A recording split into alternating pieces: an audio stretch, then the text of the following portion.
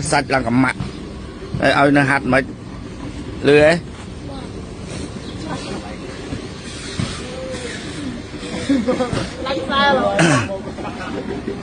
thấy bạn chung hả tại lười lươn ta hả tại lười lươn rồi bị lừa cả hai à lừa lươn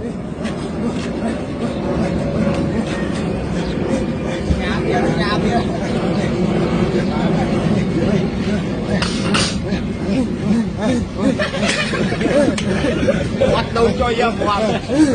quạt ra núi á ơi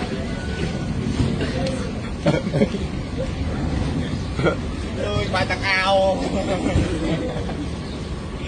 ui một người có quạt đầu cho em